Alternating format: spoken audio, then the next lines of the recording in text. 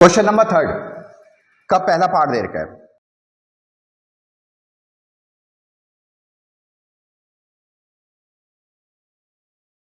Right the following sets in roster form. Roster form मतलब आपको tabular form में लिखना है। क्या दे रखा है? A is the set of X where X is a integer and X is greater equal to -3 और less than 7। X is greater equal to -3 and less than 7। और क्या है? X is a integer. क्या है ये? Integer भी है और एंड भी लगा बीच में। अरे गॉड माय पॉइंट ना। एंड मतलब ये दोनों कंडीशन लागू होनी चाहिए। ठीक है, तो अगर हम इसको टेबुलर फॉर्म में लिखें तो क्या क्या बनेगा? -3 से -3 भी लेना है, इंटीजर होना चाहिए। तो -3 -2 -1 0 1 2 3 4 5 6 6 तक ही जाएगा, 7 नहीं, क्योंकि लेस देन 7 है, इक्वल टू नहीं है। ये गॉट माय पॉइंट ना। तो ये बन गया इसका टेबुलर फॉर्म। आसान है, इजी। पहला पार्ट खत्म।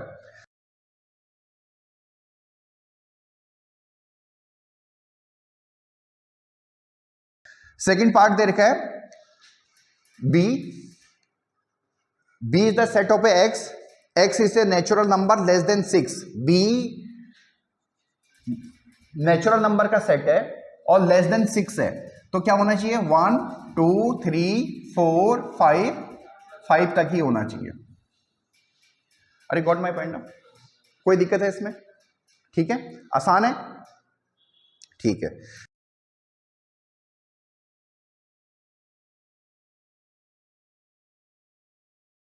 सी लिखा हुआ है। C is the set of a element X where X is defined. कैसे डिफाइन किया गया है? X is a 2 digit natural number such that sum of its digit is 8।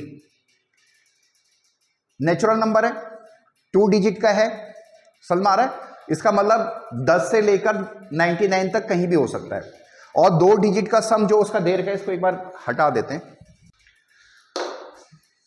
2 digit का सम जो दे रखा है, मान लिया वो नंबर हमारे पास एक्स वाई करके बनता है और हमें दे रखा है एक्स प्लस वाई का सम हमारे पास कितना है? 8 है। अरे गॉट माय पॉइंट ना। दोनों का सम कितना है? 8 है। ठीक है, तो हमें बताना है टेबुलर फॉर्म में सी। समझ में आ रहा है नहीं आ रहा है? ठीक है, तो क्या क्या बन सकता है देखो। 5 3 5 और 3 दोनों ऐड, 3 5 भी लिख दो। 7 1 और 1 7 भी लिख दो। अरे हाँ या ना? ठीक है, और क्या हो सकता है? 6 2 और 2 6 भी लिख दो। हाँ या ना? और क्या हो सकता है? 44 भी हो सकता है। Very good. और क्या हो सकता है? 8 0। हाँ या ना? और क्या हो सकता? 0 8 मत कर देना, वो सिंगल डिजिट है। ये गॉट माय पॉइंट ना। और क्या हो सकता है? 7 1 1 7 लिख दिया। और कोई बचा हुआ है? ये गॉट माय पॉइंट ना। तो ये आंसर आ गया। आसान है, हाँ या ना? ठीक है,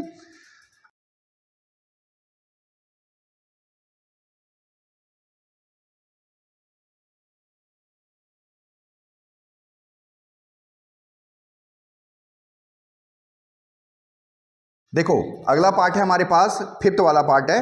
हमें इसको टेबुलर फॉर्म में लिखना है। किसको? ट्रिग्नोमेट्री को। All the letter of a word trigonometry.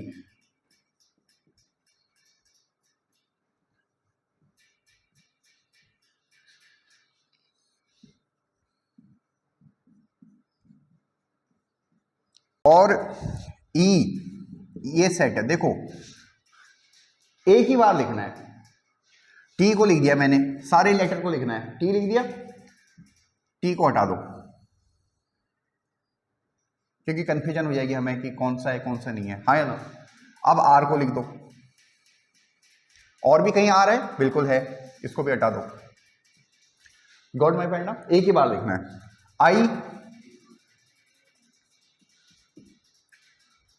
और तो नहीं है ना? जी एक ही बार है। ओ 2 बार, एक ही बार लिखना है उसको बस। N एक बार, M एक बार और E एक बार। अरे गॉट माई पॉइंट ना, आ रहा समझ में नहीं आ रहा है? और एक Y भी, सॉरी Y। अरे गॉट माई पॉइंट, ये आया समझ में नहीं आया? तो ये हमारा इसका ये सेट बन गया, ये भी सेट था बट ये हमारा टेबुलर फॉर्म में आ गया। ठीक है, अब वही चीज मैंने बोला, इनको आगे पीछे लिखने से कोई मीनिंग नहीं है, कोई एलिमेंट बार बार रिपीट नहीं होगा, एक ही बार आएगा। You got it? आ गया समझ में?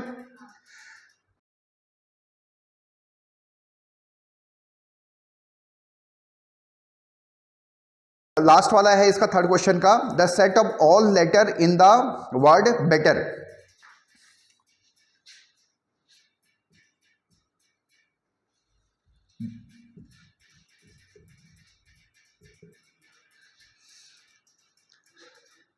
बेटर में, इसमें अगर हम इसको सेट लिखें तो ये F है, क्या क्या हो सकता है? B, E, T और R। ये गॉट माई पॉइंट ना, बस इतनी है। ठीक है, तो ये सेट बन गया। आसान है? कठिन लगा? श्योर आसान है ना मैथ?